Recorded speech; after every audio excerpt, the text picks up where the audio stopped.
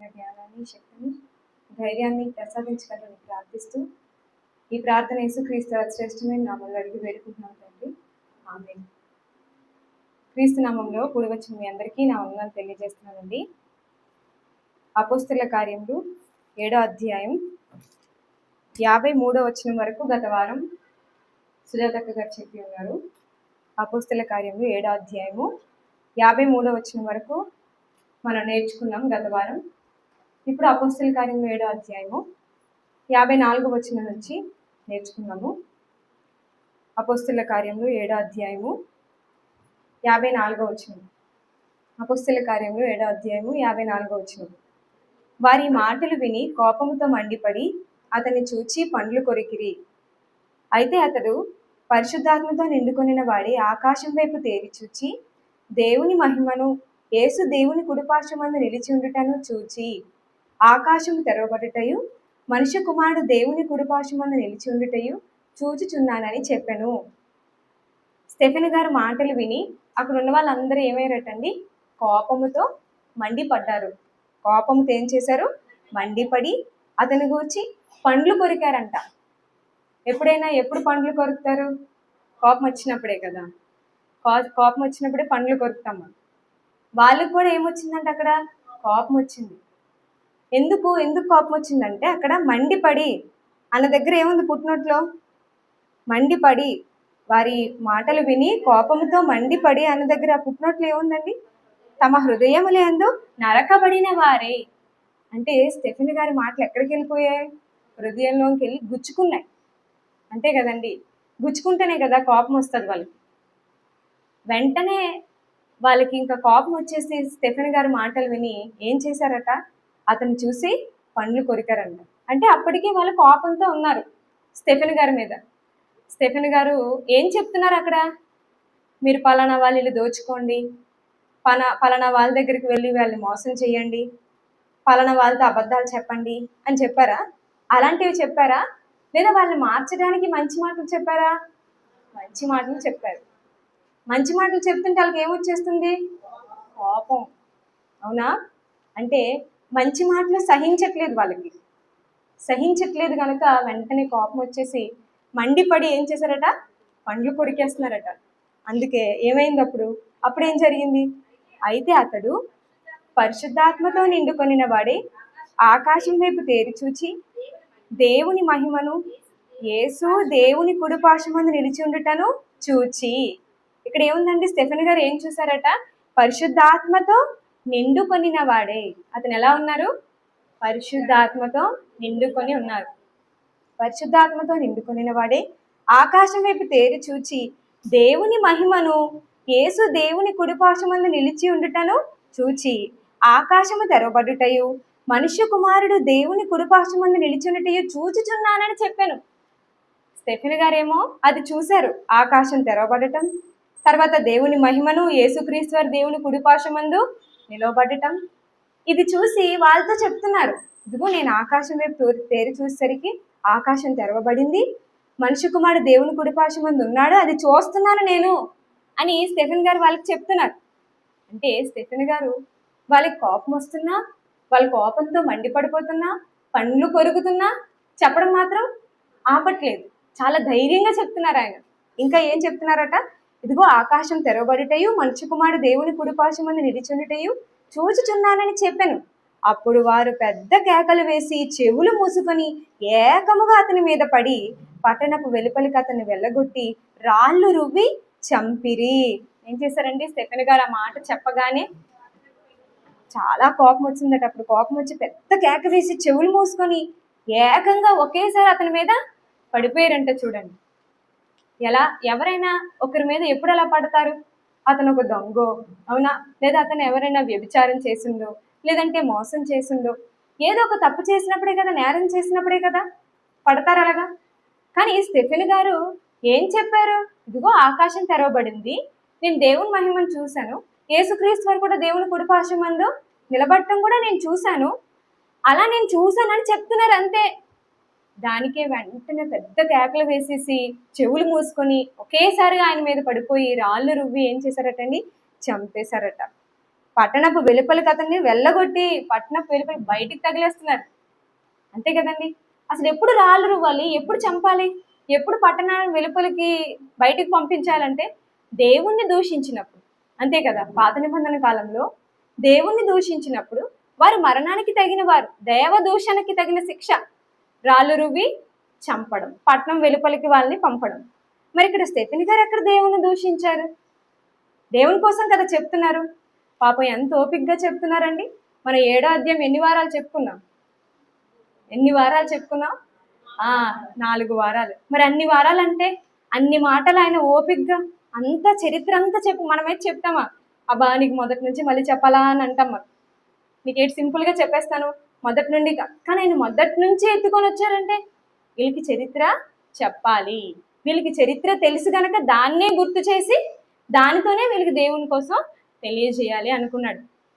పాపం అంత ఓపికగా దేవుడి కోసం ఆయన చెప్తున్నప్పుడు వీళ్ళు ఏం చేశారంటే ఒక నేరస్తుని పట్ల ఎలా ప్రవర్తించాలో అలా ప్రవర్తిస్తున్నారు. ఒక దైవజనుని పట్ల ఒక నేరస్తుని విషయంలో ఉండాల్సినట్టుగా కదా ఉండాలి. నేరస్తుడి దగ్గర ఎలా ఉండేది? తప్పు చేశాడు కనుక రాళ్ళు రువ్వి చంపారంటే ఒక అర్థం ఉంది. ఇక్కడ స్టెఫెన్ గారు ఏం చేశారు? వాక్యమే చెప్తున్నారు కానీ అది నచ్చలేదు వాళ్ళకి. ముందే చదువుకున్నాం కదా, ఏమైపోయారంటే మండిపడ్డారు వాళ్ళు. మండిపోతుంది లోపల. అంటుంటాం కదా, నాకు ఒక్కోసారి మనమా అంటుంటాం, ఆ మాటలు వింటుంటే నాకు మండిపోతుంది అని అంటుంటాం. తర్వాత యేసుక్రీస్తు వారు కూడా, యేసుక్రీస్తు వారి దగ్గరికి సందర్భంలో అనుకుంటాను, మార్గంలో వెళ్తున్నప్పుడు అతని హృదయము మండుచుండలేదా అని అంటారు. తర్వాత ఇంకో సందర్భంలో కూడా నేను మంచివాడినైనందుకు నీ కడుపు మంటగా ఉందా అంటారు. అంటే మంచి చెప్తే మండిపోతుంది వాళ్ళకి.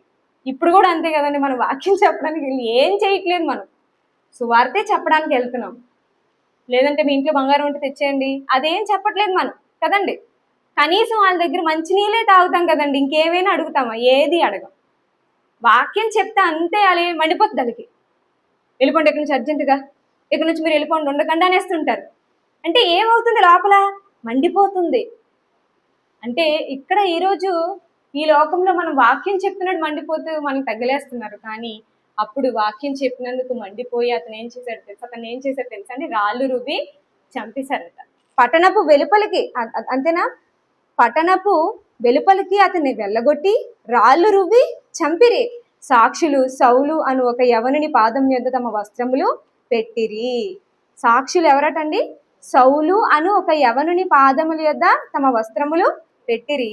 ప్రభువును గూర్చి మొరపెట్టుచు, యేసు ప్రభువా నా ఆత్మను చేర్చుకొనుమని స్టెఫెను పలుకుచుండగా వారు అతన్ని రాళ్లతో కొట్టిరి. చూసారండి, స్టెఫెన్ గారు ఏమంటున్నారంటే, యేసు ప్రభువా నా ఆత్మను చేర్చుకో, నా ఆత్మను చేర్చుకో. అసలు రాళ్ళతో కొడుతుంటే ఎలా ఉంటుంది చెప్పండి? మనమే ఆ ప్లేస్లో ఉంటే ఆలోచించండి. ఆ రాళ్ళు తీసుకొని ముక్కు మీద కొడితే మనకి ఎంత నొప్పి వస్తుందండి. తగలరాని చోట తగిలితే ఇంకెంత బాధ వస్తుంది. అప్పుడు మనం ఆ నొప్పి భరించలేక ఏం మాట్లాడతాం మనకే తెలీదు, ఏం జరుగుతుందో మనకే అర్థం కాదు. రాయి ఏదైనా మనకు తగిలితే రక్తం వచ్చేదా వెంటనే. మనం ఆ బాధలో ఉన్నప్పుడు ఏమైనా దేవుడి కోసం మాట్లాడగలమా? ఆ బాధలో ఉన్నప్పుడు ఏమైనా దేవా నీకోసమే అని మాట్లాడడం. మనం ముందు మన బాధ మనం చూసుకుంటాం. కానీ అంత బాధలోని పాపం రాళ్ళు రువ్వి కొడుతున్నారటండి. ఎక్కడెక్కడో తగులుంటాయి కదండి, నిజంగా కదా. ఒక రాయి ఇసిరితేనే మనకి బాధ, అలాంటిది అంతమంది ఒకేసారి పడిపోయారట ఆయన మీద. ఏకంగా పడిపోయి రాళ్ళు రువ్వి చంపేశారట, రాళ్ళతోనే చంపేశారు. అంటే ఎంత బాధపడి ఉంటాడు ఆయన. చనిపోయే ముందు శరీరం ధరించుకున్న వాళ్ళుగా మనం ఎలా బాధపడతాం ఒకసారి ఆలోచించండి. మనమే ఆ ప్లేస్లో ఉంటే ఎలా ఉంటుంది చెప్పండి మనకి. అంటే అంత బాధలో కూడా ఆయన ఏమంటున్నాడంటే, యేసు ప్రభువా నా ఆత్మని చేర్చుకో, నా ఆత్మని చేర్చుకో అని ఇంకా ఏమంటున్నాడండి? నా ఆత్మని చేర్చుకోమని స్టెఫెను పలుకుచుండగా వారు అతన్ని రాళ్ళతో కొట్టారు. మళ్ళీ రాళ్ళతో కొట్టేశారట. ఆ మాట అంటున్నా సరే రాళ్ళతో కొట్టేశారట. చూడండి, ముందేమో పాపం ఆయన ఆకాశం తెరవబడింది. ఆకాశం తెరవబడిన తర్వాత దేవుని కుడిపార్శ్వంలో యేసుక్రీస్తు నిలబడడం నేను చూశాను అని చెప్పగానే కొట్టేశారు. తర్వాత ఏం చేశారట? ఇదిగో యేసు ప్రభువా నా ఆత్మను చేర్చుకో అనగానే మళ్ళీ రాళ్ళతో కొట్టేశారట. అంటే మేము ఎంత కొడుతున్నా ఆపట్లేదేంటి, అంతే కదా. వాళ్ళకి ఏంటి, రాళ్ళు రువ్వు కొడుతున్నా సరే, ఏకంగా ఆయన మీద పడినా సరే ఏంటి ఆపట్లేదు ఈయన, ఇలా కాదు ఇంకా గట్టిగా కొడదాం రాళ్ళతో అని మళ్ళీ రాళ్ళతో కొట్టేశారట. అప్పుడు ఏం జరిగింది? రాళ్ళతో కొట్టిరి. అతడు మోకాళ్ళుని, ఏంటి ఆ సమయంలో ఎవరండి మోకాళ్ళు ఉంటారు? అతడు మోకాళ్ళుని. ఎంత భక్తి అండి ఆయనకి! నిజంగా ఒక క్రైస్తవుడిగా ఆయన చివరి క్షణాల్లో, తన జీవితంలో చివరి క్షణం ఇంకా ఆయనకు అర్థమైపోయింది, నేను చచ్చిపోతాను అని కదా ఏమన్నారు? నా ఆత్మని చేర్చుకో అంటే ఆయనకి అర్థమైపోయింది, వీళ్ళు రాళ్ళు రువ్వి నన్ను చంపేస్తారు, నేను ఎలాగో చచ్చిపోతానని అర్థమైపోయింది కనుక ఆయన ఏమంటున్నాడంటే, ప్రభువా వారి మీద ఈ పాపము మోపకుమని గొప్ప శబ్దంతో పలికెను. ఈ మాట పలికి నిద్రించెను. సౌలు అతని చావునకు సమ్మతించెను. ఏం చేశారటండి? ప్రభువా ఈ పాపము వారి మీద మోపకు. ఎంత మంచివాడంటే, అలాంటి సమయంలో కూడా ప్రభా వీళ్ళని ఖచ్చితంగా నువ్వే చూసుకో ప్రభా, వీళ్ళు నీకే అప్పగిస్తున్నాను ప్రభా, నాకు సంబంధం లేదు, నా చేతికి ఏం మట్టి అంటుకోదు, నువ్వే చూసుకోవాలి అనట్లేదు. ప్రభా వారి మీద ఈ పాపం మోపద్దు. ఏమిటి? అలాంటి పరిస్థితుల్లోనూ, కొడుతున్న పరిస్థితుల్లోనూ, ఎంతో బాధాకరమైన పరిస్థితుల్లోనూ ఎవరండి ఇలాంటి మాటలు అంటారు చెప్పండి? ఎవరు అనగలుగుతారు చెప్పండి? ఆ సమయంలో అంత బాధలో కూడా వాళ్ళ మీద కోపం లేదు ఆయనకి. వారికి ఉంది స్టెఫెన్ మీద కోపముతో మండిపడ్డారు. కానీ స్టెఫెన్ గారికి వాళ్ళ మీద కోపమే లేదు. పైగా ఏమంటున్నాడు ఆయన? నా ఆత్మని చేర్చుకో ప్రభువా, వారి మీద ఈ పాపం మోపద్దు అని ఆయన నిద్రించాడు. అతని చావుకి ఎవరు సమ్మతి ఇచ్చారేటండి? పౌలు గారు. సౌలు గారు అంటే ఎవరు? పౌలు గారు. అంటే స్టెఫెన్ గారు చనిపోయేటప్పుడు ఇలా ఆత్మని చేర్చుకో అని చెప్పడం, అలాగే ప్రభువా వారి యొక్క పాపము మోపద్దు, వారి పాపం వారి మీద మోపద్దు తండ్రి అని దేవుణ్ణి వేడుకోవడం, ఇది చూస్తే మనకి ఎవరు గుర్తొస్తున్నారు? యేసుక్రీస్తు వారు కూడా చనిపోయే ముందు ఏమన్నారు చూడండి ఒకసారి. లూకాసు వార్త 23వ అధ్యాయం 46వ వచనం చూడండి. లూకాసు వార్త 23వ అధ్యాయము 46వ వచనం. అప్పుడు యేసు గొప్ప శబ్దంతో కేక వేసి, తండ్రి నీ చేతికి నా ఆత్మను అప్పగించుకొనుచున్నానెను. ఆయన ఇలాగ చెప్పి ప్రాణము విడిచెను. యేసుక్రీస్తు వారు కూడా ఏం చెప్పారు? తండ్రి నీ చేతికి నా ఆత్మని అప్పగించుకొనుచున్నాను. గొప్ప శబ్దంతో కేక వేసి, తండ్రి నీ చేతికి నా ఆత్మని నేను అప్పగించుకుంటున్నాను. అంటే మన ఆత్మల్ని మనం దేవునికి అప్పగించుకోవాలా? మన ఆత్మల్ని మనం దేవునికి అప్పగించాలా? మరి ఆత్మ ఇచ్చిన దేవుడికి ఆత్మని మళ్ళీ అప్పగించుకోవాలి కదా, అవునా? ఈరోజు చాలా మంది ఎవరైనా చచ్చిపోతే, ప్రభా ఈ ఆత్మని చేర్చేసుకో ప్రభా ఈ ఆత్మని చేర్చుకో, నీ బిడ్డ నీ దాసుడు బతికినంతకాలం దేవుడి కోసం బ్రతకరాలి ఎవ్వరు. చనిపోయిన వెంటనే ఏమంటారండి? నీ దాసుడు నీలో జీవించాడు కనుక ఈ ఆత్మ నువ్వే చేర్చుకో అంటారు. కానీ అలా కాదు, చేర్చుకోమంటే దేవుడు చేర్చేసుకుంటాడా? లేదు. ఇక్కడ దేవుడి కోసం చివరి క్షణం వరకు కూడా పనిచేసి అడుగుతున్నారు ఏమని? తండ్రి నా ఆత్మను నీకు అప్పగిస్తున్నాను తండ్రి, నా ఆత్మని మీకు అప్పగిస్తున్నాను నేను. ఎంతవరకు? చివరి క్షణం వరకు పనిచేశారండి యేసుక్రీస్తు వారు. చనిపోయే చివరి క్షణం వరకు చూడండి. అక్కడ స్టెఫెన్ గారు కూడా అంతే కదండి. స్టెఫెన్ గారు కూడా చనిపోయే చివరి క్షణం వరకు కూడా మాటలు చెప్పడం ఆపలేదు. రాళ్ళతో కొడుతున్నా ఆపలేదండి. ఎలాగైనా వీళ్ళకి సత్యం చెప్పాలి అని చెప్పాడు ఆయన.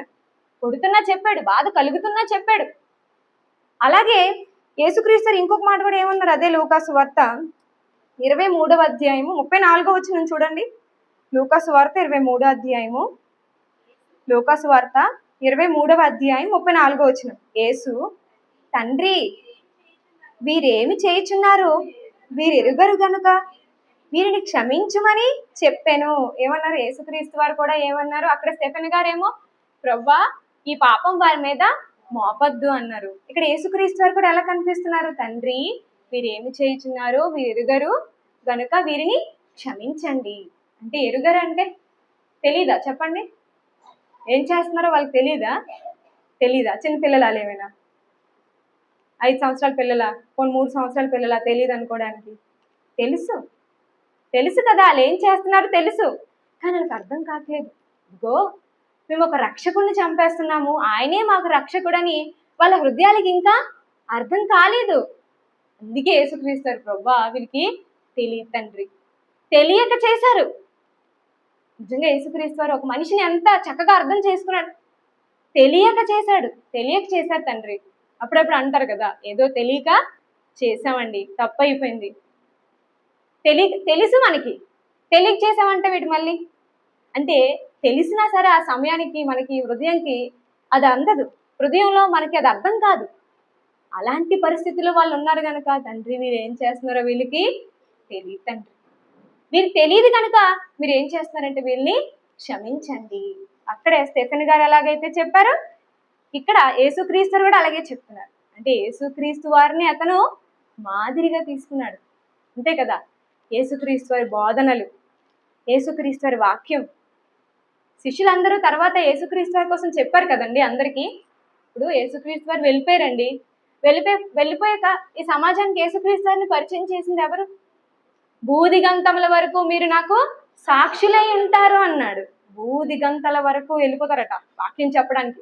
ఎక్కడెక్కడ ఏ ఏ ప్రాంతాలు ఉన్నాయో అన్నింటిలోకి సాక్షులు ఎవరంటే అపోస్తలులే కదా. అంటే అపోస్తలుడు ఎంత విస్తృతంగా యేసుక్రీస్తు వారి కోసం చెప్పకపోతే ఒక స్టెఫెన్ ఇలా మారిపోతాడు చెప్పండి. నరాల్లో యేసుక్రీస్తు వారిని నింపేసుకున్నాడు స్టెఫెన్ గారు. క్రైస్తవుడు అంటే ఇలాగే కదండి ఉంటారు, క్రైస్తవుడు అంటే ఇలాగే ఉండాలి. చివరి క్షణం వరకు, చనిపోతున్న క్షణం వరకు కూడా రాళ్లతో కొడుతున్నా సరే యేసును వదలలేదంటే ఎంత నమ్మకం దేవుడి మీద, ఎంత భక్తి దేవుడి మీద. దేవుడు అంటే ఎంత ప్రాణం అంటే నమ్ముకున్న విలువల కోసం, నమ్ముకున్న దైవం కోసం ప్రాణమైనా ఇవ్వడానికి ఆయన సిద్ధపడిపోయాడు, అంతే కదండి. నిజంగా మనం యథార్థవంతులుగా ఉండినప్పుడు మనం దేన్నైనా నమ్ముకుంటే ఏ కష్టం వచ్చినా దాన్ని వదలం. ఎన్ని కష్టాలు రానివ్వండి, ఎన్ని మాటలు పడినివ్వండి, మనం వదలం. అలాగే దేవుణ్ణి మనం నమ్ముకునేటప్పుడు, దేవునిలో మనం జీవించేటప్పుడు స్టెఫెన్ గారిని చూస్తే మనకి ఏమనిపిస్తుంది అంటే ధైర్యం రావాలి. ధైర్యం ఏంటి, ఆయన ధైర్యం ఏంటి? వాక్యం చెప్తున్నప్పుడు రాళ్ళతో కొడుతున్నారు అయినా సరే ఆపట్లేదు, ఏంటండి ఆయన ధైర్యం? మనము కూడా అంత ధైర్యంగా మారాలి. అయితే ఇక్కడ ఆయన చనిపోతున్నప్పుడు ఎవరట సాక్షి, ఎవరటండి? సౌలు గారు. ఆయన చావుకి ఏం చేశారట? సమ్మతించాడు. అప్పటికి పౌలు గారు ఎలా ఉన్నారనుకున్నారు? క్రైస్తవులంటే పగ, క్రైస్తవులంటే ద్వేషం, క్రైస్తవులను చూస్తే ఏదో చెడ్డవాళ్ళని చూసినట్టుగా చూసేవారు. అలాంటి పరిస్థితుల్లో ఉన్నారు పౌలు గారు. అవునా? ఈరోజు మత ఛాందస్వాదులు ఎలా ఉన్నారు? అప్పుడు పౌలు గారు అలా ఉన్నారు. అంటే ఆయన స్త్రీలను పురుషుల్ని చూడకుండా ఈడ్చుకొని వెళ్ళిపోయి పత్రికలు తెచ్చుకొని ఆజ్ఞ తెచ్చుకొని క్రైస్తవుల్ని హింసించేవాడండి. అలా హింసించి అతను ఎవరి చావుకు సమ్మతించాడట? స్టెఫెన్ గారి చావుకి. అంటే అప్పటికే ఆయన ద్వేషిస్తున్నాడు కదా క్రైస్తవుల్ని, అందుకే ఆయన చావుకి ఏం చేశాడు? సమ్మతించాడు. అంటే అప్పటికి ఇంకా దేవుళ్ళకి ఆయన రాలేదు కనుక అతని చావుకి సమ్మతించాడు. ఒక చెడ్డవారే కదా సమ్మతిస్తారు, ఒక మంచికి మంచివారే సమ్మతిస్తారు. మన సమ్మతి దేనికి తెలుపుతాం?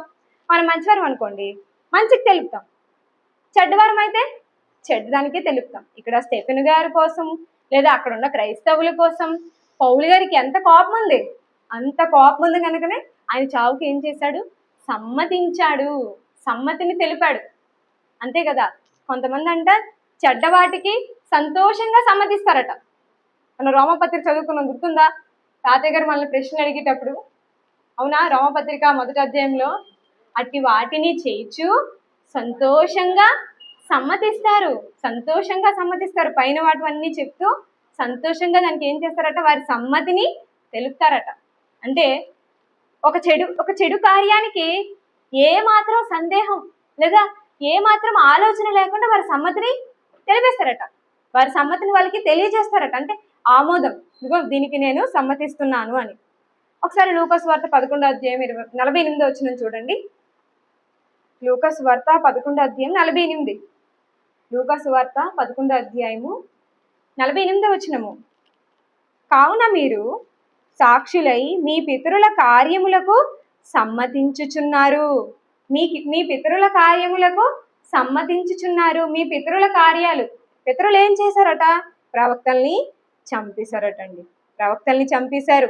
అవునా? కావున మీరు సాక్షులై మీ పితరుల కార్యములకు సమ్మతించుతున్నారు. వారు ప్రవక్తలను చంపిరి, మీరేం చేస్తున్నారు?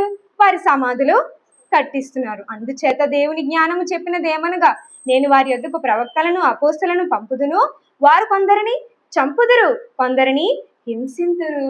అప్పుడే చెప్పారు యేసుక్రీస్తు వారు, కొందరిని చంపేస్తారు, కొందరిని హింసిస్తారు. ప్రవక్తలనైనా అపోస్తలనైనా, అపోస్తలను కూడా చంపేస్తారు, హింసిస్తారు అని చెప్తే ఏమన్నాడు పైన? మీరు కూడా మీ పితరులు చేసిన కార్యాలకు సమ్మతిస్తున్నారు. అంటే మీ సమ్మతిని తెలుపుతున్నారు. వాళ్ళేమో చంపారు, మీరేం చేస్తున్నారు? సమాధి కట్టిస్తున్నారు. అంటే మీరు సమ్మతిస్తున్నట్టే కదా, వాళ్ళు చేసిన కార్యాలకు మీరు కూడా సమ్మతిస్తున్నారు అండి. అలాగే పౌలు గారు కూడా స్టెఫెను గారు చావుకి సమ్మతించాడు. అంటే ఆ పరిస్థితిలో పౌలు గారు ఉన్నారు కదా, అప్పుడే స్టెఫెను గారు ఏమన్నారు చెప్పండి?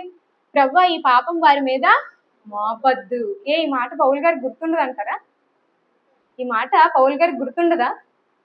ఏంటి, చూసి చూడనట్టుగా ఉంటారు అనుకుంటాం, కానీ మనుషులన్నీ గ్రహిస్తుంటారు మనం మాట్లాడిన మాట. ఇప్పుడు కాకపోయినా ఎప్పుడైనా వాళ్ళకి గుర్తొస్తుంటది.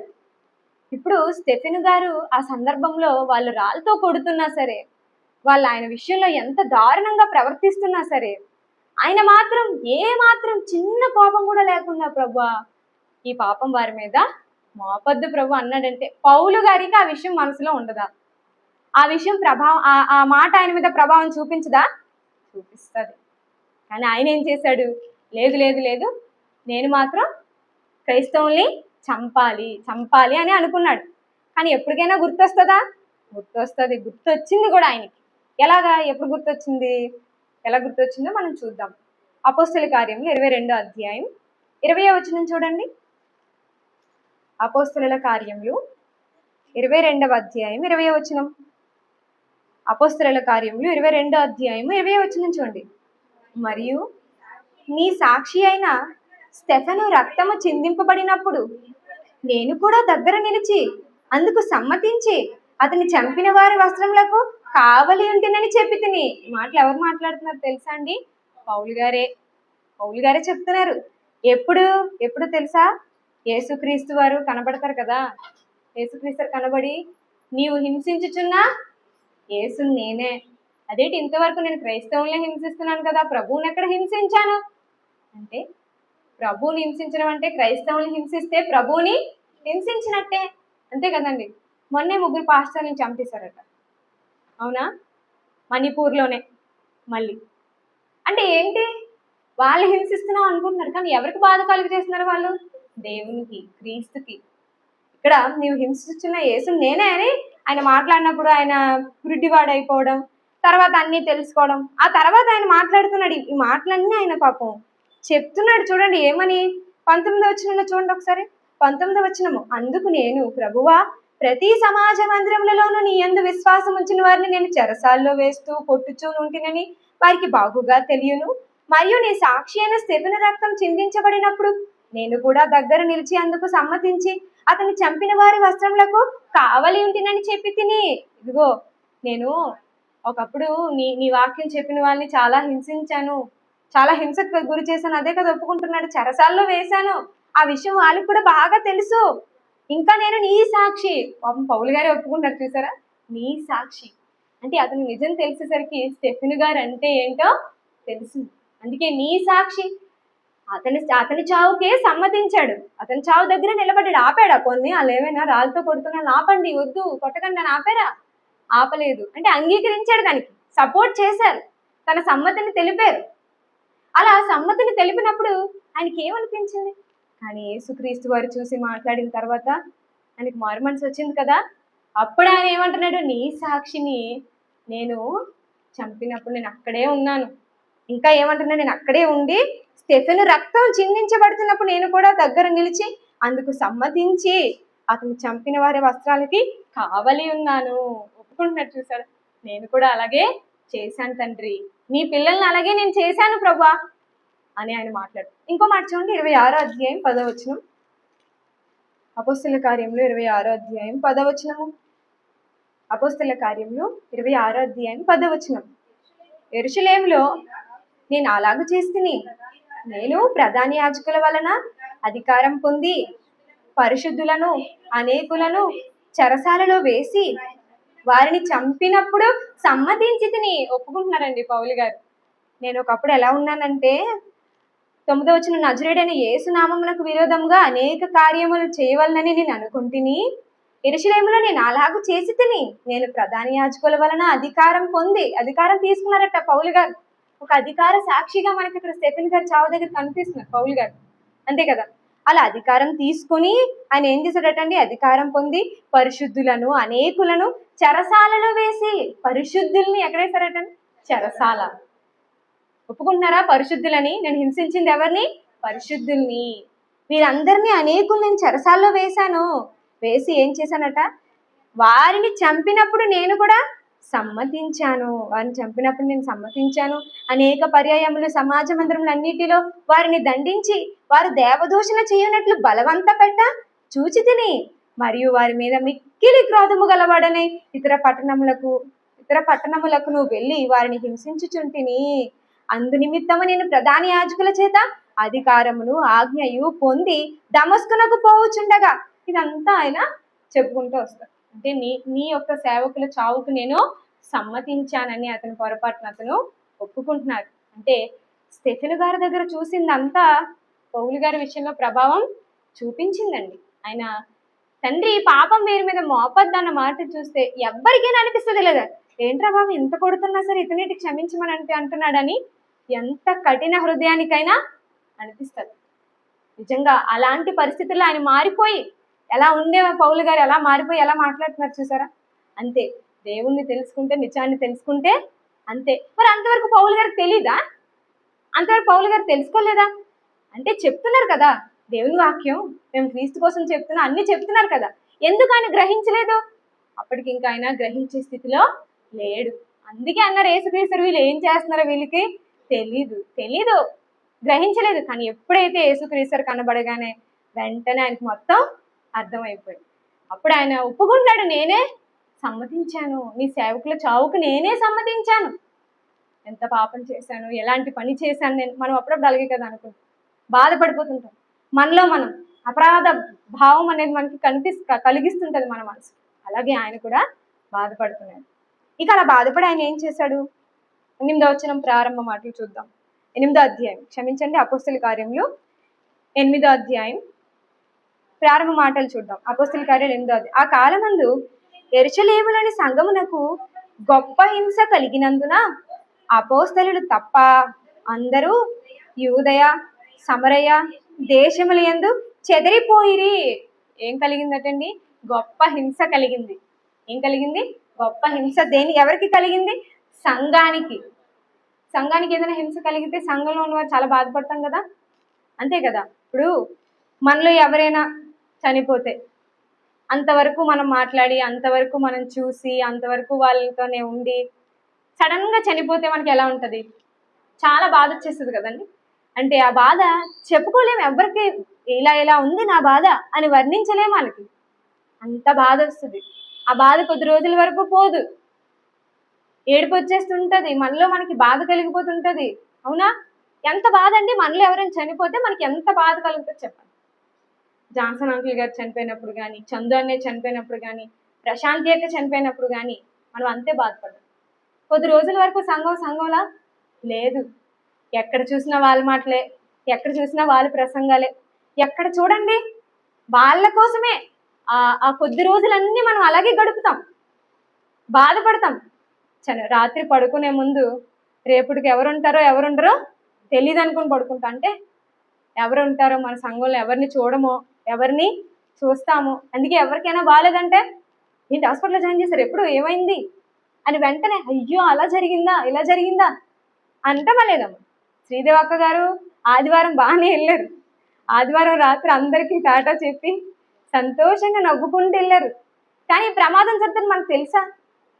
ఉదయం వరకు మనకు తెలియగానే మీ అందరికి ఎలా కనిపించింది చెప్పండి. నాకైతే మాత్రం చాలా బాధ కలిగింది. ఏంటి దగ్గరే కదా ఉన్నాం, మాకు కూడా ఒక మాట చెప్పలేదు, మా ముందే వెళ్ళిపోయారు కదా, మాకు కూడా ఒక మాట చెప్పుకుంటే వెంటనే వెళ్ళే వాళ్ళం కదా అని నిజంగానండి చాలా బాధ అనిపించింది. ఏంటి ఇలా జరిగింది ఏంటి, చక్కగా దేవుడి పనిలో దేవుని కార్యక్రమాలకు వచ్చేవారు కదా, అయ్యో తలక, చేతికి కాదు తలక కుట్లు కూడా పడ్డాయంటే అది వెంటనే మాంది కదండి. ఎంత బాధ వచ్చేసింది మనకి, అంటే ఒక గాయం తగిలితేనే మనకంత బాధ. శ్రీనివాసరావు తాతగారికి ఒంట్లో బాగాలేదంటే ఎంత బాధపడ్డాం అందరం, అయ్యో వృద్ధాప్యంలో ఉన్నారు ఎవరికి ఏమవుతుందో అని బాధపడలేదా మనందరం? బాధపడ్డాం. మనలో ఎవరైనా లేకపోతే మనం చాలా బాధ. ఇమ్మానేల తాతగారు ఎంత జోకులు వేసుకుని ఉన్నారు, ముందు రోజు వరకు జోకులే నాతోని. అవునా, ఏంటండి పాస్టర్ గారు, పాస్టమ్మ గారు వందనాలండి అని చెప్పారు ఎప్పుడు. అంటే ఒకసారి ఆయన లేరనేసరికి అయ్యో రోజు కనబడుతున్న మనిషే కానీ లేరనేసరికి ఎంత బాధ వచ్చేస్తుంది మనకి. అదే అండి చాలా బాధ. అలాంటి పరిస్థితిలో ఉంది ఆ సంఘం. అప్పుడే ఏం కలిగిందట, మళ్ళీ గొప్ప హింస వచ్చేసింది. చూడండి, గొప్ప హింస వచ్చింది. అప్పుడు ఏం చేశారు, గొప్ప హింస కలిగినప్పుడు అపోస్తలులు తప్ప అందరూ యూదయ సమరయ దేశాలకు వెళ్ళిపోయారు. అపోస్తలులు మాత్రమే యెరూషలేములో ఉన్నారు. మిగిలిన వారందరూ ఎక్కడికి వెళ్ళిపోయారు? చెదిరిపోయి యూదయ సమరయ దేశాలకి వెళ్ళిపోయారు. భక్తి గల మనుషులు స్టెఫెనును సమాధి చేసి అతని గురించి బహుగా ప్రలాపించిరి. భక్తి గల మనుషులు, అవునా, చంపిన యూదులు వస్తారు ఇటు సమాధి చేయడానికి, చెప్పండి. చంపిన యూదులు ఏమైనా వస్తారా? రాళ్ళతో రుగిన వాళ్ళు వస్తారు, ఎందుకు వస్తారు? రారు. పోనీ ఎవరైనా ఒకవేళ స్టెఫెన్ గారి విషయంలో ఆలోచించి దగ్గరికి వెళ్తే వాళ్ళు ఊరుకుంటారా? వాళ్ళ విషయంలో అమ్మో కోపం పడి మండిపోరు, మీరు ఎందుకు వెళ్తున్నారని వాళ్ళు బెదిరించరు.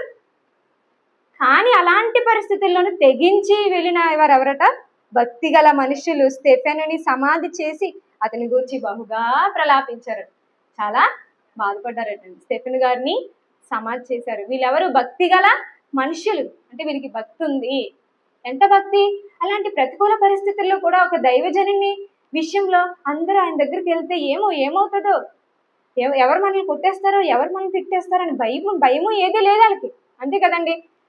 యేసుక్రీస్తు వారి కోర్సుని చెప్పేటప్పుడు ఈయన ఎవరో మాకు తెలియదని సార్ అందరూ యేసుక్రీస్తు వారి కోసం. ఎందుకని సార్? భయపడి, మనుషులకి భయపడి అందరూ పారిపోయారనంది అక్కడ. ఎందుకు పారిపోయారు? భయపడి. మరి వీళ్ళు ఇక్కడ భయపడ్డారా? భక్తి గల మనుషులు స్టెఫెన్ గారి దగ్గరికి వెళ్ళడానికి ఏమైనా భయపడ్డారా? పడలేదండి. వెంటనే అతని దగ్గరికి వెళ్ళి అతన్ని సమాధి చేసి అతని కోసం ఏం చేశారటండి? బహుగా ప్రలాపించారంట. అంటే అంత బాధల్లో ఉన్నారు వాళ్ళు. ఓ పక్క స్టెఫెన్ గారు చనిపోయారన్న బాధ, ఇంకో పక్క సంఘానికి గొప్ప హింస కలిగింది. హింసలు బాధల్లో ఉన్నారు. అప్పుడు ఎలా ఉంటుంది సంఘం చెప్పండి? ఏదైనా పని చేయడానికి మనసు వస్తుందా? ఏం చెప్పడానికైనా మనసు వస్తుందా? వాక్యం చెప్పడానికి కానీ, కొన్ని సంతోషంగా ఉండడానికి కానీ మనసు వస్తుందా? రాదు. మనం అనుకుంటాం ఎంత మన మనసును నిమ్మలపరుచుకుందాం అనుకున్నా ఎందుకు అవే గుర్తొస్తూనే ఉంటాయి మనకి. అంతేనా? అలాంటి కష్టాల్లో ఉన్నప్పుడు సంఘం ఏం చేసింది? బహుగా ప్రలాపించిరి. సౌలైతే ఇంటింటా జొచ్చి, పౌలు గారు ఏం చేశారట? ఇంటింటా జొచ్చి పురుషులను స్త్రీలను ఈడ్చుకొని పోయి చెరసాలలో వెయ్యించి సంఘమును పాడు చేయుచుండెను. పౌలు గారు మాత్రం ఆయన పని మాత్రం ఆయన చేసుకెళ్ళిపోతున్నారు. ఏంటి? అందరిని ఏం చేశాడట? ఇంటింటా జొచ్చి, అమ్మో లోపలికి వెళ్ళి ఇంట్లోకి వెళ్ళిపోయాడు. చూడండి, ఇప్పుడు మనకు ఆ పరిస్థితి లేదులేండి. మన సంఘంలోనికి వస్తున్నారు కానీ మన ఇంట్లోకి వచ్చి నువ్వు క్రైస్తవురాలువా, నువ్వు క్రైస్తవుడువా అని ఇంట్లోకి వెళ్ళి బయటకు లాక్కొచ్చి, పురుషులను అయితే లాక్కుని స్త్రీలను కూడానండి, స్త్రీలను కూడా అంటే ఎంత ద్వేషం పెంచుకున్నాడు ఆలోచించండి. క్రైస్తవుల మీద ఈడ్చుకెళ్ళిపోతున్నాడట. మామూలుగా తీసుకెళ్ళొచ్చు కదా, ఈడ్చుకొని వెళ్ళిపోతారు. అప్పుడప్పుడు చూడండి, పిల్లలు రారు పిలిస్తే ఈడ్చుకొని వెళ్ళిపోతారు. చూడండి, అమ్మలు వస్తావా రావని చెప్పి ఈడ్చుకెళ్ళిపోతుంటారు. అంటే పౌలు గారు పెద్ద అతను కదా, వాళ్ళు పెద్దవాళ్ళే కదా, మనుషులే కదా, చిన్నపిల్లలు కాదు కదా, ఈడ్చుకొని వెళ్ళిపోవడం ఏంటండి? స్త్రీలను కూడా, స్త్రీల విషయంలో కొంచెం జాగ్రత్తగా ఉంటారు కదండి పురుషులు, వాళ్ళని పట్టుకోవడంలో కానీ వాళ్ళు తీసుకెళ్ళడంలో కానీ. కానీ ఏంటి ఈయనకి అది కూడా లేదు అంటే అంత ద్వేషం, అంత పగ, అంత కోపం పెంచుకున్నాడు ఆయన. అందుకే ఆయన పని ఆయన చేసుకెళ్ళిపోతున్నాడు. సౌలైతే ఇంటింటా వచ్చి పురుషులను స్త్రీలను ఈడ్చుకొని పోయి చెరసాల్లో వేయించి సంఘాన్ని పాడు చేస్తున్నాడట. సంఘముని మొత్తం పాడు చేస్తున్నాడు. అటుపక్క గొప్ప హింస, స్టెఫెను గారి చావు, అవునా, చెదిరిపోయారు. అపోస్తలులు మాత్రం ఎక్కడ ఉన్నారు? యెరూషలేములోనే ఉన్నారు. అపోస్తలుడు తప్ప మిగిలిన విశ్వాసులందరూ ఎక్కడికి వెళ్ళిపోయారు? యూదయ సమరయ ప్రాంతాలకి వెళ్ళిపోయారు. సౌలు గారు ఆయన పని ఆయన చేసుకుంటున్నారు, సంఘాన్ని పాడు చేస్తున్నాడు. 4వ వచనం, కాబట్టి చెదిరిపోయిన వారు సువార్త వాక్యమును ప్రకటించుచు సంచారము చేసిరి. చెదిరిపోయిన వారు ఏం చేశారట? సువార్త వాక్యాన్ని ప్రకటిస్తూ సంచారం చేశారంట. అంటే చెదిరిపోయాం కదా, ఏంటి మా ఊరికా నూరు వచ్చేసాము, మా ఊరు కాదు ఇది, మాకేంటి ఇంత గొప్ప హింస కలిగింది, మేమేంటి మా ఊరికా నూరు వచ్చేసాము, చెదిరిపోయాము, ఇప్పుడు ఎలా బ్రతకాలి, మేము ఎలా ఉండాలి, మా నివాసాలు వదిలేసి వచ్చాం మేము. అండి ఒక్కసారి మన ఊరికా నూరు వెళ్ళిపోతే ఎలా ఉంటుందని మనం చెప్పండి. మన ఊరే మనకి చాలా ఇష్టం కదండి. ఎక్కడికి వెళ్ళినా మన ఊరికి మనం వచ్చేయాలి. మన ఊరు విడిచి మనం ఎక్కడికి వెళ్ళం. మనం ఎక్కడికైనా వచ్చి ఉండండి అమ్మా 10 రోజులు ఉండండి అంటే ఉంటామే కానీ బాధతో ఉంటాం. ఎప్పుడు వెళ్ళిపోతామా మా ఊరు, ఎప్పుడు వెళ్ళిపోతామా అనిపిస్తుంది. అందుకే ఒక రోజులు వెళ్ళి ఒక రోజు వచ్చేయాలి అనిపిస్తుంది కదండి. ఎక్కడికైనా ఒక రోజులు వెళ్ళి ఒక రోజులు వచ్చేస్తే అమ్మయ్య మళ్ళీ మన ఇంటికి వచ్చాం అనిపిస్తుంది. ఒక్కసారి మనం ఇంకో ఊర్లోకి వెళ్ళిపోవాలి. ఇప్పుడు ఎలా ఉంటుందండి మనకి, ఆ మాటే మన హృదయం తీసుకోలేదు, ఆ మాటను జీర్ణించుకోలేము. మనం వెళ్ళాలా, ఇంకో ఊరా, ఇంకో ప్రాంతమా. పాపం ఉద్యోగాల పేరట చాలా మందిని అక్కడికి ఇక్కడికి ట్రాన్స్ఫర్ చేసేస్తారు కదండి. అలాగే ఒక దగ్గర ఏమో ఉంటారు చాలా కాలం, ఇంకో దగ్గరికి మళ్ళీ వెళ్ళిపోతారు, మళ్ళీ అక్కడ నుంచి ఇంకో దగ్గరికి వెళ్ళిపోతారు. ఇక్కడ సడన్ గా సంఘానికి హింస కలిగేసరికి వీళ్ళు ఇంకొక ప్రాంతానికి వెళ్ళిపోవాల్సి వచ్చింది. చెదిరిపోయారటండి. చెదిరిపోయి ఏం చేశారు, ఏంటి మా సంఘానికి ఇలా హింస కలిగింది, ఏంటి స్టెఫెను గారిని చంపడం ఏంటి, అమ్మో మేము కూడా వాక్యం చెప్తే మమ్మల్ని కూడా ఇలాగే చంపేస్తారేమని భయం వస్తుంది రాదా. ఇప్పుడు మన ఎదురుగా ఎవరినైనా రాళ్ళతో కూడా చంపేస్తే మనం అదే ధైర్యంతో వెళ్ళి ప్రకటిస్తామా వాక్యమే. మనకేం ప్రకటించి ఏమనిపిస్తుంది, అమ్మో నన్ను కూడా రాళ్ళతో కొట్టి చంపేస్తారని భయం వస్తుంది. కానీ వాళ్ళకి భయం రాలేదు, ధైర్యం వచ్చింది. ఎవరిని చూసి తెలుసా, స్టెఫెను గారిని చూసే ధైర్యం వచ్చింది వాళ్ళకి. ఏంటా ధైర్యం, శ్రమల్లో హింసల్లో కూడా మేము దేవుని వాక్యం చెప్పాలి, ప్రకటించాలి, చెదిరిపోయినా సరే వాక్యం చెప్పాలి. చెదిరిపోయాం కదా, ఏంటి మాకు ఈ శ్రమలని కలత పడలేదు, వాళ్ళు అభ్యంతర పడలేదు, వారి హృదయం ఏదో కలవరం చెందలేదు. ఏమైపోయారంటే ఏ పరిస్థితిలో ఉన్నా మేము వాక్యం మాత్రం చెప్పాలి. ఎంత మంచి మనసు అండి, ఎంత త్యాగం వాళ్ళ జీవితాలు చేశారు వాళ్ళు, ఎంత ధైర్యం. స్టెఫెను గారు చావు చూడగానే అర్థమైపోయింది, మేము కూడా చచ్చిపోతే ఇలాగే చచ్చిపోవాలనుకున్నారు తప్ప బాబోయ్ మమ్మల్ని కూడా ఇలాగే చంపేస్తారు, మేము వాక్యం చెప్పకూడదని వాళ్ళు అధైర్యపడలేదు. అందుకే చెదిరిపోయినా ఏం చేశారట, చెదిరిపోయిన వారు సువార్త వాక్యమును ప్రకటించుచు సంచారం చేశారటండి. సంచారం, ఏ సంచారం, ఎవరి కోసం సంచారం చేస్తున్నారు, దేవుని కోసం. వాళ్ళ కోసం వాళ్ళు సంచారం చేయట్లేదు, ఎవరి కోసం, దేవుని కోసం. ఈ లోకంలో అందరూ దేనికోసం సంచారం చేస్తారు, వారంకి ట్రిప్పులే అందరూ కదండి. ఒక ట్రిప్ అయిపోతే ఇంకో ట్రిప్, ఒక దగ్గరికి అయిపోతే ఇంకో దగ్గరికి. ఎక్కడికి నీ సంచారం, నీకోసమే అంటే. ఏదో ఒకసారి వెళ్ళారంటే ఒక అర్థం ఉంది, వారం అంటే వాళ్ళకి ఏంటది అర్థం కాలేదు. జీవితం ఏంటి, ఎందుకు నాకు ఇచ్చాడు, నాకు అదే అనిపిస్తుంది వాళ్ళని చూస్తే. వీళ్ళకి ఏం ఖాళీ ఉంటుందా, వీళ్ళకి పని ఉండదు, ఇంకో పని, ఇదేనా పని. కానీ మనం ఏం చేస్తాం, ఎక్కడికి వెళ్ళాం మనం, అంతే కదండి. మన సంఘానికే వస్తాం. ఎక్కడికి వెళ్ళినా మనం గురువారం కల్లా ఇక్కడికి వచ్చేయాలి, అంతే కదండి.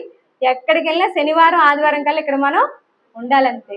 అంటే ఏంటి, మనకు అర్థమైంది మన బ్రతుకు విలువ, అందుకే మనం అలా నడుచుకుంటున్నాం. కానీ వాళ్ళకి అర్థమైందా, అర్థం కాలేదు కనుక అలా వెళ్తున్నారు.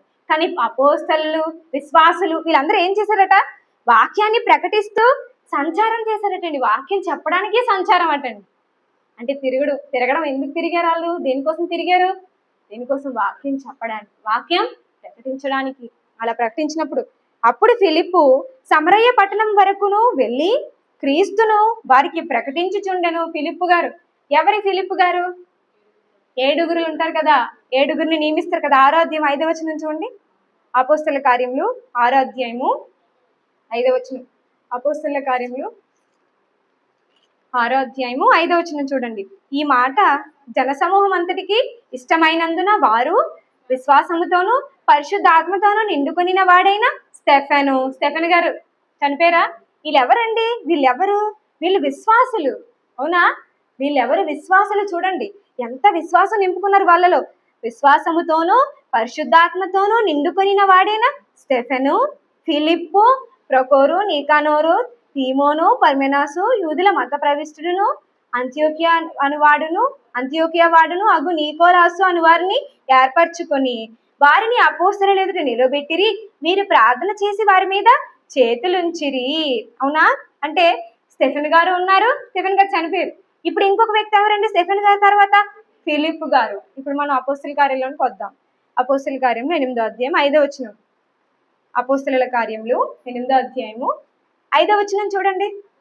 అప్పుడు ఫిలిప్పు సమరయ పట్టణం వరకును వెళ్ళి క్రీస్తును వారికి ప్రకటించుచుండెను. ఫిలిప్పు గారు ఎక్కడికి వెళ్ళారండి? సమరయ పట్టణం. అసలు సమరయులు ఎవరు? సమరయులకి యూదులకి పడతాదా? మాట్లాడతారు వాళ్ళతోని? వాళ్ళు చాలా హీనంగా చూస్తారట. ఇటక వాళ్ళతో వీళ్ళు ఏం చేయరు? సాంగత్యం చేయరు. అంతే. మన యేసుక్రీస్తు గారు సమరయ స్త్రీ సందర్భంలో మనకు కనబడుతుంది, అంతే కదా. కానీ ఫిలిప్పు గారు వీళ్ళు వాక్యం చెప్పడం ఏంటండి? వాళ్ళ దగ్గరికి వెళ్ళడం ఏంటండి? వాళ్ళ దగ్గరికి వెళ్ళి వాక్యం చెప్పడం ఏంటండి? పడదు కదా. మీకు మాకు పడదు కదా, ఈ ఊరికి మేము రాము అనలేదు ఆయన, అంతే కదా. అసలు అలాంటి పట్టణానికి కూడా వెళ్ళి వాక్యం చెప్పాడట. అంటే దేవుని వాక్యం చెప్పడానికి వీళ్ళకే చెప్పాలి, వీళ్ళకి మనం చెప్పకూడదు అని ఏమి అడ్డు ఆటంకాలు లేవు. ఎవరికైనా వాక్యం చెప్పచ్చు, కానీ వాళ్ళు స్వీకరించిన దాన్ని బట్టి ఉంటుంది, అంతే కదండి. మనం మంచిగా చెప్తాం, వాళ్ళని దూషించకుండా చెప్పాలి. మనం కూడా వాళ్ళని దూషించినట్టు చెప్తే వాళ్ళు మనల్ని వినరు మన మాట. మీరు ఇలా చేస్తారు అలా చేస్తారంటే మనల్ని వద్దని వెళ్ళిపోండి అనేస్తారు. కానీ మనం మంచిగా చెప్పినా సరే వారు వినట్లేదంటే అది వాళ్ళ ఇష్టం, అది వాళ్ళ మనసు దాన్ని అంగీకరించలేకపోతుంది. కానీ ఫిలిప్పు గారు వెళ్ళారటండి. వెళ్ళి సమరయ పట్టణం వరకు వెళ్ళారట. చెదిరిపోయారు కదా, విశ్వాసులు కదా వీళ్ళందరూ. వెళ్ళారట. వెళ్ళి క్రీస్తును వారికి ప్రకటించుచుండెను. జన సమూహములు విని ఫిలిప్పు చేసిన సూచక క్రియలను చూచినందున అతడు చెప్పిన మాటల యందు ఏక మనసుతో లక్ష్యం ఉంచగా ఏం చేశారటండి? ఫిలిప్పు గారు చేసిన సూచక క్రియలని చూసి ఆయన మాటలనంట ఏక మనసుతో లక్ష్యం ఉంచారట. అంటే సమరయులు కూడా దేవుని వాక్యం విన్నారా? సమరయులు కూడా అంగీకరించారా? చూసారండి, అసలు వాక్యం వినరు. అసలు వీళ్ళకి ఇలాంటి పడదు. అసలు వీళ్ళు ఏం చెప్పినా మనం అంటే పడదు కనుక మనతో సాంగత్యం చేయరు కనుక వినరనుకునే వాళ్ళు కూడా విన్నరట. చూడండి, అంటే దేవుడి కార్యాలు ఎప్పుడు అలాగే ఉంటాయండి. వీళ్ళు వినరు, వీళ్ళు చెప్తే మారు అనుకుంటాం, కానీ వాళ్ళు చెప్పగానే వెంటనే వాళ్ళు ఏం చేశారటండి? ఏక మనస్సుతో అతడు చెప్పిన మాటలు యందు లక్ష్యం ఉంచారట. అతను చేసినటువంటి సూచక్రియలన్నీ చూశారట. ఫిలిప్పు గారు కూడా వెళ్ళి ఇగో మీకు మాకు పడదు కానీ వాక్యం మాత్రం చెప్తాను అలాగేం స్టార్ట్ చేయలేదు ఆయన. పాత గొడవలన్నీ ఎత్తుకొని గతాన్ని అంతా తవ్వుకొని ఇగో మనం అలాగ ఒకప్పుడు ఉండేవాళ్ళం కానీ ఇప్పుడు అలాగేం అనలేదు. అవన్నీ ఎత్తితే అవన్నీ గుర్తొస్తే మళ్ళీ కోపం వస్తుంది, అంతే కదండి. మనం కూడా చూడండి, పాతవన్నీ ఒకసారి గుర్తొస్తే కోపం వచ్చేస్తుంటుంది మనకి. అందుకే గుర్తు కూడా రాకూడదు మనకి, మన ఆలోచనలు కూడా రాకూడదు. అవి అసలు వచ్చిందంటే మనకు కోపం వస్తుంది. కానీ స్టెఫెన్ గారు ఫిలిప్పు గారు అలా వెళ్ళి చెప్పలేదు, వాక్యం చెప్పాడు. అంతవరకు వెళ్ళాడంటే చూడండి, ఆయన మెచ్చుకోవాలి. ఎలా చెప్పుంటాడు కదండి సమరయులకి, అంతే కదా. అసలుకే పడదు, అసలుకే సాంగత్యం చేయరు, ఎలా చెప్పాలి మరి వాళ్ళకి వాక్యం? ఎలా చెప్పుండకపోతే వాళ్ళు మారుతారు, ఎలా చెప్పుండకపోతే వాళ్ళు విశ్వసిస్తారు చెప్పండి. నిజంగా అలాగే చేశారు. అనేకులు 7వ వచనం చూడండి. అనేకులను పట్టిన అపవిత్రాత్మలు పెద్ద కేకలు వేసి వారిని వదిలిపోయిను. పక్షవాయువు గల వారును కుంటివారును అనేకులు స్వస్థత పొందిరి. అందుకు ఆ పట్టణంలో మిగుల సంతోషము కలిగెను. ఏం జరిగిందట? మిగుల సంతోషం కలిగిందంట. అనేక మంది ఏం చేశారటండి? అనేకులను పట్టిన అపవిత్రాత్మలు పెద్ద కేకలు వేసి వారిని వదిలిపోయంట. పక్షవాయువు గలవారును కుంటివారు అనేకులు స్వస్థత పొందారటండి ఆ ప్రాంతంలో. అలా పొందిన తర్వాత ఆ పట్టణంలో ఏం కలిగిందట? మిగుల సంతోషం కలిగిందంట అందరికి. అంటే వాక్యం చెప్పగానే సంతోషం, వాక్యం వినగానే సంతోషం. అంటే స్టెఫెన్ గారు చనిపోవడం ఏంటి? చనిపోయిన తర్వాత సంఘానికి హింస రావడం ఏంటి? హింస వచ్చిన తర్వాత వీళ్ళు చెదిరిపోవడం ఏంటి? చెదిరిపోతే అపోస్తలుడేమో అక్కడ ఉండిపోయారు యెరూషలేములో. మరి చెదిరిపోయిన తర్వాత వీళ్ళు ఏం చేశారు? చెదిరిపోయాం కదా, ఎక్కడికో వెళ్ళిపోయి ఎక్కడో స్థిరపడదాం అనుకోకుండా అన్ని ప్రాంతాలు సంచారం చేసి వాక్యం చెప్పడం ఏంటి? అలా వాక్యం చెప్తున్నాడు ఫిలిప్పు గారు సమరయ పట్టణానికి రావడం ఏంటి? సమరయులందరూ దేవుని వాక్యం వినడం ఏంటి? ఇదంతా దేవుని యొక్క సంకల్పం మేరకే జరుగుతుంది. చెదరగొట్టాలనేది కూడా ఎవరిది ఆలోచన? దేవుడిదే. చెదరగొడితేనే కదా ఇంకో దగ్గరికి వెళ్తాము, లేదంటే అక్కడే ఉండిపోతాం మనం. చెదరగొట్టి ఏం చేశారు? ఎక్కడికి పంపించారు ఫిలిప్పు గారిని? సమరయ పట్టణానికి పంపి, నువ్వు వెళ్ళు, వాక్యాన్ని చెప్పు. నువ్వు చెప్తే వాళ్ళందరూ విశ్వసిస్తారు. నువ్వు అద్భుతాలు చేయి, వాళ్ళ దగ్గరికి వెళ్ళి వారిలో ఎవరైతే రోగగ్రస్తులు ఉన్నారో వారందరినీ స్వస్థపరచు. అలా చేయగానే వెంటనే అందరూ సంతోషంతో అంగీకరించారటండి. అంటే ఇవంతా దేవుని సంకల్పం మేరకు జరిగిందా? జరిగిందండి. ఫిలిప్పు గారు కూడా చాలా మంచి సువార్థికుడు ఆయన. ఇదే అధ్యాయంలో ఆయన చాలా మందికి వాక్యం చెప్పి మార్చినట్టుగా మనకి ముందు ముందు మనం చదువుకుంటాం. ఈ అధ్యాయంలోనే ఉంటుంది. చాలా గొప్ప సువార్థికుడు. అందుకే ఆయన కోసం రాయబడిన ఇంకో మాట చూడండి, అపోస్తుల కార్యం 21వ అధ్యాయం 8వ వచనం. అపోస్తుల కార్యములు 21వ అధ్యాయం 8వ వచనం. అపోస్తుల కార్యములు 21వ అధ్యాయము 8వ వచనం. మరునాడు మేము బయలుదేరి కైసరియకు వచ్చి 7గురిలోనొకడును సువార్థికుడనైన ఫిలిప్పు ఇంట ప్రవేశించి అతని యొద్ద ఉంటిమి. ఇక్కడ ఎవరు చెప్తున్నారు ఈ మాటలని? ఎవరు చెప్తున్నారు? పౌలు గారు చెప్తున్నారండి. ఏమంటున్నారంటే కైసరియకు వచ్చాము, అక్కడ ఎవరున్నారటండి? 7గురిలో ఒకడు. 7గురు ఏర్పరచుకున్నారు కదా అక్కడ, అపోస్తలులందరూ ఏర్పరచుకున్నారు. 7గురిలో ఒకడును సువార్థికుడు. ఈయన ఎవరట? సువార్థికుడట. అంతేనండి, సువార్థికుడు. ఈరోజు క్రైస్తవుల్లో ఎవరికో విజయ్ గారు మరి అధికారంలోకి వచ్చారు కదా తమిళనాడులో. అతను క్రైస్తవుల్లో ఎవరికో పోస్ట్ ఇచ్చాడట. అతను ఎవరట తెలుసా? ఆ పాస్టర్ అట. ఆ తమిళనాడులో ఆ ప్రాంతంలో ఉన్న వాళ్ళందరికీ బీచ్ల దగ్గర, తర్వాత ఎక్కడెక్కడ బస్ స్టాప్ దగ్గర బైబిల్ ఇచ్చివాడట. 3-4 ఏళ్ళు కాదు, దశాబ్ద కాలం పాటు ఆయన చాలా సేవ చేశాడట. అంటే ఏంటి? సువార్థికుడు అంటే అలాగే ఉంటాడండి. సువార్థికులు ఎన్ని ప్రాంతాలైనా తిరుగుతారు. అలా తిరుగుతారు అనడానికి పౌలు గారే మనకి సాక్షి. ఎన్ని తిరిగేశారండి ఆయన. మనం తిరగడానికి అలసిపోతాం మనం నిజంగా అండి. ఒక ఊరెళ్ళి వచ్చరికి అయిపోద్ది మనకి, ఇంకా బాబోయ్ నాకు ఓపిక లేదు అనేసి. కానీ ఆయన ఎన్ని ప్రాంతాలు తిరిగాడు, ఎంత ఓపిక ఉందండి ఆయనకి.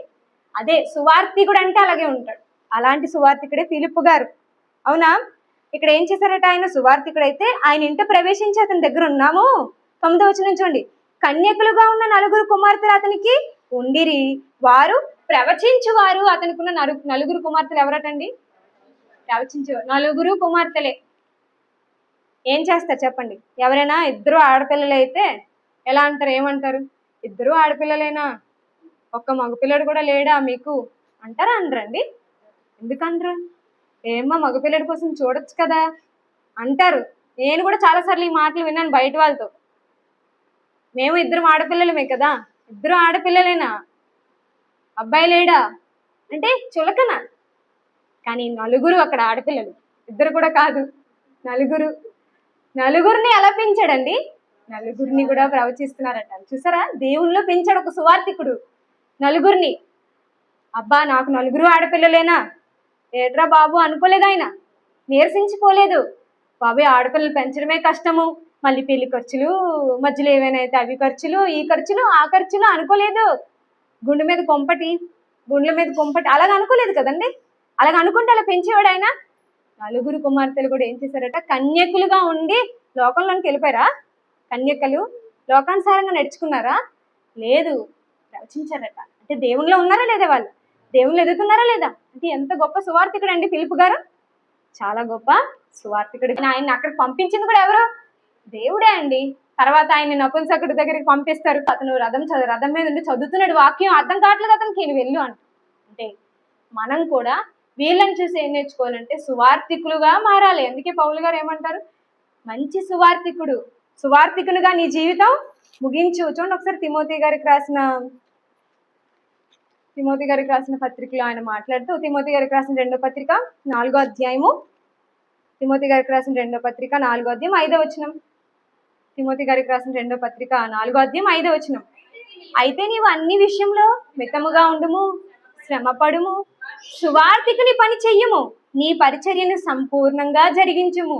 సువార్థికుని పని చెయ్యు. నువ్వు ఏ పని చేయాలి? సువార్థికుని పని చేయాలి.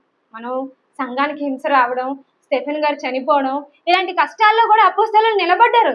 అంతే కదండి, దేవుని విడిచి వెళ్ళిపోలేదు. మనం కూడా కష్టాలు వచ్చినప్పుడు, మన జీవిత కాలంలో ఏమైనా ఇబ్బందులు వచ్చినప్పుడు, చివరికి చావే వచ్చినప్పుడు ఎలా ఉండాలంటే స్టెఫెన్ గారిలాగా మన జీవితం ఉండాలి. మన ఆత్మల్ని ఎవరికి అప్పచెప్పుకోవాలి? దేవుని కింద వాక్యపట్నం చదువుకున్నాడు కదా, నమ్మకమైన సృష్టికర్తకు మీ ఆత్మల్ని అప్పగించుకోవాలి. కనుక మన వాళ్ళందరూ ఉండాలని నేను హెచ్చరించుకుంటూ మిమ్మల్ని హెచ్చరిస్తున్న మాటలు ముగిస్తున్నాను. కళ్ళు మూసుకొని ప్రార్థన చేసుకుందాం. మమ్మల్ని ఎంతగానో ప్రేమిస్తున్న మా తండ్రి, మా కళ్ళెదురుగా తండ్రి, మీ మాటల్లో ఎంతోమంది జీవితాలను సాక్ష్యాలుగా చూపించి మేము కూడా అలా బ్రతకాలని మాలో తండ్రి ధైర్యాన్ని పుట్టించండి. వీటన్నిటినీ మా కొరకు భద్రం చేసి మా చేతికి వచ్చేలాగా మీరు చేసినందుకు మీ కృతజ్ఞతలు తండ్రి. మరి ఈ మాటలు విన్న మేము మా జీవిత కాలంలో అలా ఉండుటకు ప్రయాసపడి మీలో స్థిరంగా నిలబడే వారుగా మేమందరం ఉంటులాగిన సహాయం చేయమని ప్రార్థిస్తూ ఈ ప్రార్థన యేసుక్రీస్తు శ్రేష్టమైన నామములో అడిగి వేడుకుంటున్నాం తండ్రి. ఆమేన్. అందరికీ వందనాలు.